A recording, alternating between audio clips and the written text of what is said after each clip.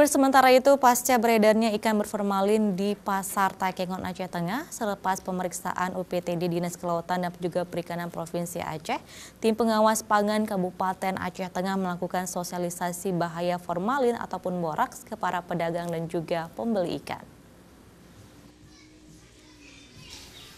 Tim pengawas pangan Kabupaten Aceh Tengah yang terdiri dari Dinas Pangan, Dinas Perdagangan, Dinas Perikanan, Dinas Kesehatan, DPRK, dan personil polisi melakukan sosialisasi ke pasar ikan bawah dan paya ilang terkait bahaya formalin atau borak bagi kesehatan ke pedagang dan pembeli ikan di pasar setempat.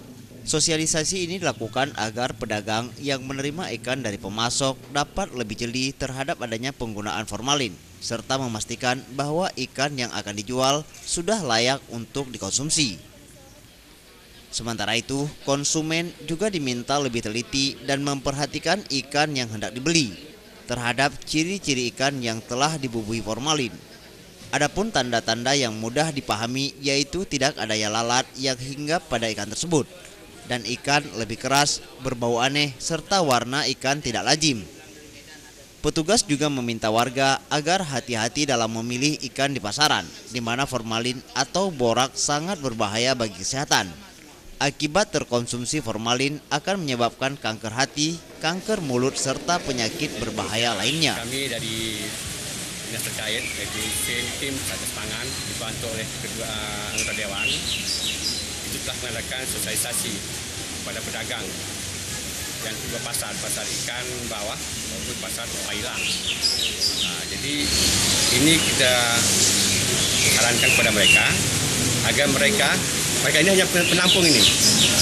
Mereka ini tidak ada permain di sini. Mereka hanya mengambil barang dari luar, impor ke Aceh Tengah. Mereka hanya menyalurkan. Jadi kami sarankan kepada mereka agar memberitahukan ke pedagang sumbernya itu untuk tidak memakai formalin.